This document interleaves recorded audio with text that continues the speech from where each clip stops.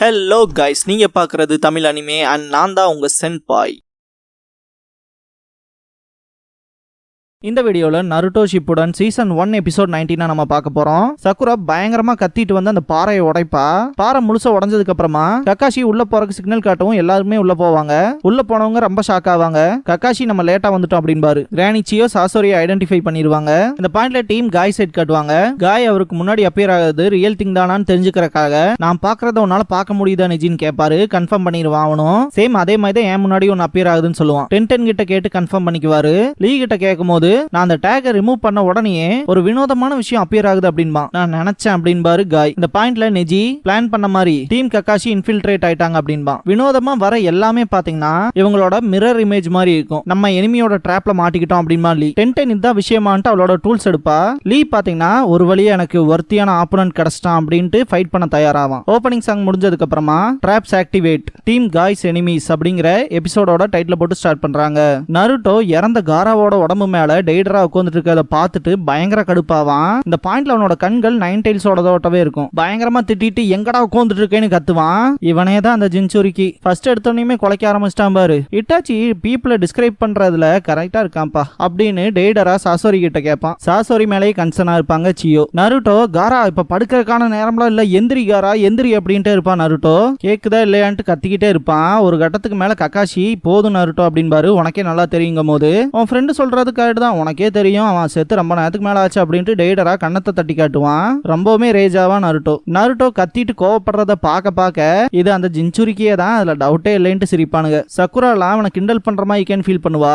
Naruto காராவை ஒப்படைச்சிருங்கடா அப்படின்ட்டு கெட்ட வார்த்தையிலே திட்டிட்டு போவான். கக்காஷி அவனை ஸ்டாப் பண்ணிடுவாரு. பொறுமையாரு, அவசரப்பட்டு போனேன்னா முடிஞ்சிருவ, எதுலையுமே யோசிக்காம இறங்காத அப்படின்பாரு. டீம் காய் சைடு காட்டுவாங்க.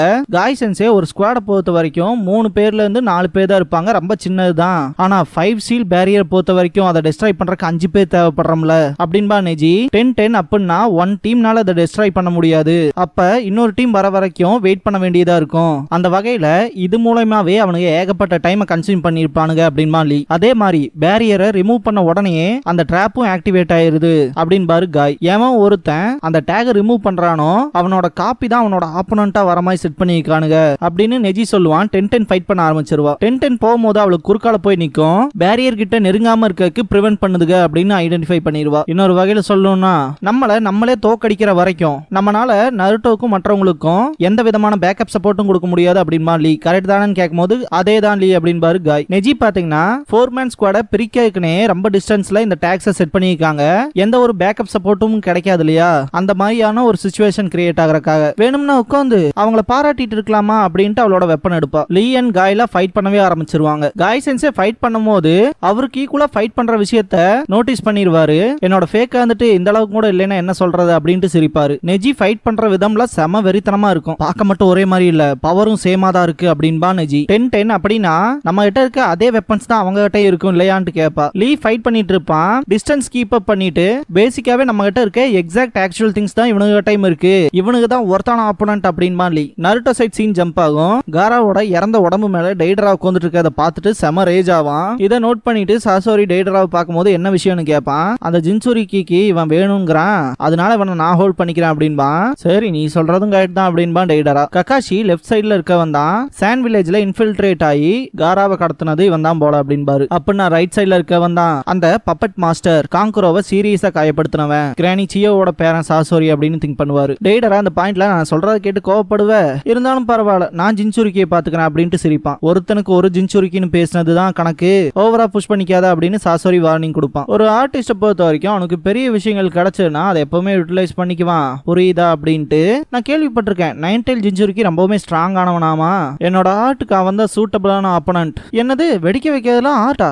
ஆர்ட்ங்கிறது நம்ம எவ்வளவு முன்னாடி போனாலும் நமக்கு ஞாபகப்படுத்துற ஒரு அழகா இருக்கணும், எட்டர்னல் பியூட்டியை தாண்டா ஆர்ட்ன்பாங்க அப்படின்பா. இவனுக்கு பேசிக்கிற இந்த விஷயத்தெல்லாம் கேட்டுட்டு எல்லாருமே கடுப்பாவாங்க. என்னது எட்டர்னல் பியூட்டி தான் ஆர்ட்டா? ஏதோ என்ன மாதிரி நீயும் ஒரு ஆர்டிஸ்ட் ஒரு கிராஃப்ட்மேனா இருக்குங்கிறனால தான் ரெஸ்பெக்ட் பண்றேன். ஆர்ட்ங்கிறது வெடிச்சு செதறி அந்த அழக அப்படியே வேனிஷ் பண்ணும் பாரு, அதுல இருக்கு அப்படின்பா டெய்டரா. என்னடா சொன்ன அப்படின்பா சாசோரி. இவனுக்கு எதை பத்தி பேசிக்கிறானுங்கன்ட்டு சக்குரா கேப்பா. சாசோரி டெய்டரா கிட்ட உண்மையான ஆர்ட்னாலே உனக்கு இன்னும் தெரியல அப்படின்னு சொல்லவும் அதை பத்தி உனக்கு தாண்டா புரியலன்னு டெய்டரா சொல்லுவான். நருட்டோ பேட் வேர்ட்ஸ் யூஸ் பண்ணுவான். அதை எதையுமே கவனிக்காம அவனுக்குள்ளே கான்வர்சேஷன் பண்ணிட்டு இருப்பாங்க. நருட்டோ இன்னும் கடுப்பாவான். அவங்க கிட்ட இருக்க ஸ்க்ரால் எடுத்து பெரிய சுரிக்கனை சமன் பண்ணி அட்டாக் பண்ணுவான். சிம்பிளா தடுத்துருவான் சாசோரி. இப்ப கூட நருட்டோவை கவனிக்க மாட்டானுங்க.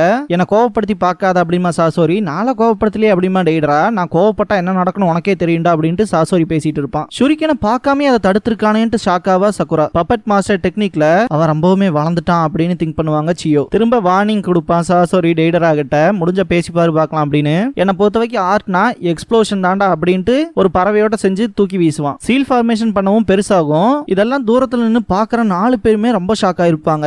டெய்டரா சசோரியை கலாய்க்கவும் அட்டாக் பண்ண வருவான். அதுல இருந்து டாச் பண்ணி அந்த பேர்ட் மேல ஏறிடுவான் டெய்டரா. அப்புறம் பார்க்கலாம் சாசோரி அப்படின்ட்டு நருட்டோவை பார்த்துட்டு காராவை அவனோட அந்த பறவை இருக்கும் இல்லையா, அது பாத்தீங்கன்னா தூக்கி நல்லா வாய்க்குள்ள போட்டுக்கும். நருட்டோவை கடுப்பேத்துறதுக்குன்னு இப்படி பண்ணிட்டு 9 டெய்ல்டு ஜின்சுருக்கி என்ன ஃபாலோ பண்றா அப்படின்ட்டு அந்த கொகையை விட்டு வெளியே போவான் டெய்டரா நினைச்ச மாதிரியே நருட்டோ அவன் முன்னாடி தான் போவான். டெய்டராவை பயங்கரமா திட்டுவான் சாசோரி. எங்கடா ஓடி போகலான்னு பாக்குற, நில்லு அப்படின்ட்டு நருட்டோ ஓடுவான். கக்காஷி நருட்டோன்னு கத்தி பாப்பாரு. இவனை மட்டும் ஸ்டாப் பண்ண முடிய மாட்டேங்குதுன்னு அவனை சேஸ் பண்ணுவாரு. இந்த பாயிண்ட்ல ஸ்டாப் ஆயிட்டு நானும் நருட்டோவும் வெளியே இருக்கணும் பாத்துக்கிறோம், நீங்க 2 பேரும் உள்ள இருக்கணும் பாத்துக்கங்க, டீம் காய் வர வரைக்கும் எதையும் அவசரப்பட்டு பண்ணிடாதீங்க அப்படின்ட்டு தான் போவாரு. சரின்பா சக்குரா. நருட்டோ கிட்ட கக்காஷி போயிருவாரு. டெய்டரா ஒரே இடத்துல சுத்திட்டு இருப்பான். இவனுக்கு சேஸ் பண்ணணுங்கிறதுக்காகவே இவனும் வந்துட்டானான்ட்டு கக்காஷியை பாப்பான். கக்காஷி வயர்லெஸ்ல காய கம்யூனிகேட் பண்ணுவாரு. பேக்கப் தேவைப்படுது, சீக்கிரம் வாங்க அப்படின்பாரு. இப்போதைக்கு எங்களால வர முடியாது, நாங்க எனிமியோட ட்ராப்ல மாட்டிக்கிட்டோம் அப்படின்பாரு காய். நெஜியன் லீ ஃபைட் பண்றத காட்டுவாங்க. எங்களுக்கு இன்னும் கொஞ்சம் டைம் தேவைப்படுது கக்காஷி அப்படின்பாரு காய். மூமெண்ட்ஸ் மோல் கொண்டு ஒரே மாதிரி இருக்கும். 2 பேத்தோட கண்ணத்திலயுமே கிழிச்சிருக்கும். கண்ணத்துல இருக்க ரத்தத்தை தொடச்சிட்டு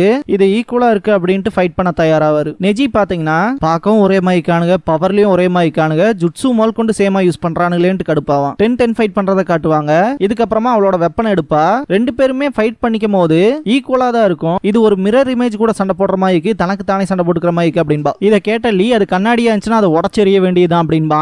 பின்னாடி ஃபேக் ஒன் அட்டாக் பண்ணும். அதுல இருந்து டாச் பண்ணி லீஃப் ஹரிகேன் பண்ணுவான். ஃபேக் ஒன் எஸ்கேப் ஆயிரும். உடைக்காத ஒன்னும் அவ்வளவு ஈஸி இல்ல போல அப்படின்பா. நருட்டோ சைட் காட்டுவாங்க. நருட்டோவோட ரேஜ்ங்கிறது ரொம்பவுமே ஜாஸ்தியாகும். காராவை திருப்பி கொடுத்துருன்ட்டு கத்துவான். கக்காஷி இதுக்கப்புறமும் டைமை வேஸ்ட் பண்ண முடியாது அப்படின்ட்டு ஹெட் பேண்டை லிஃப்ட் பண்ணி ஷரிங்கான யூஸ் பண்ணுவாரு. சசோரி கிரானி சியோ கிட்ட நீங்க ரொம்ப நாளுக்கு முன்னாடியே ரிட்டையர் ஆயிட்டீங்கன்னு கேள்விப்பட்டேன் அப்படின்பா. என் பேரனோட முகத்தை பாக்குறதுக்கு வந்தேன் அப்படின்பாங்க சியோ. சாசோரிய பார்த்துட்டு ரொம்பவுமே பயப்படுவா சக்குரா. பேட்டில் எக்ஸ்பீரியன்ஸ்ங்கள்ல இன்கிரெடிபிளான டிஃபரன்ஸ் இருக்கும்ல, லிட்டரலா பார்க்கும் போதே தெரியுது அவன் எத்தனை பேத்த கொண்டிருப்பான்னு அப்படின்ட்டு பயப்படுவா சக்குரா. பயப்படாத அப்படின்பாங்க சியோ. முன்னாடி நடந்து போயிட்டு எனக்கு பின்னாலே இரு, நான் இருக்கேன் அப்படின்ட்டு அவங்க கிட்ட இருக்க குனாய்ஸ் எடுப்பாங்க. பப்பட் மாஸ்டர் ஜுட்ஸோ பொறுத்த வரைக்கும் சக்ரா வந்து த்ரெட்மா யூஸ் பண்ணுவாங்க. அந்த டைப்ல தான் பாத்தீங்கன்னா ஏகப்பட்ட குனாய் பிடிச்சிருப்பாங்க. குனாய்ஸை யூஸ் பண்ணி அட்டாக் பண்ணுவாங்க. இதை வந்து அசால்ட் பிளேட் அப்படின்பாங்க. சாசோரி அவனோட வெப்பனை யூஸ் பண்ணி தடுத்தாலும் அவன் மேல ஏகப்பட்ட கீரல் விழுகும். என்ன எதிர்த்து நிக்க போறீங்கன்னா வேற வழியே இல்ல அப்படின்பா சாசோரி. இந்த பாயிண்ட்ல அவனோட துணியெல்லாம் கிளியும். ஒரு மான்ஸ்டர் லைட் இங்க பாத்தீங்கன்னா பின்னாடி கட்டி வச்ச மாதிரி இருக்கும். அங்க நிக்கிற பொண்ணே நீயும் வேணா சேர்ந்துக்க, என்னோட கலெக்ஷன்ல ஒன்னாயிருவீங்களாமா கிராண்ட் மதர் சியோ அப்படின்பா.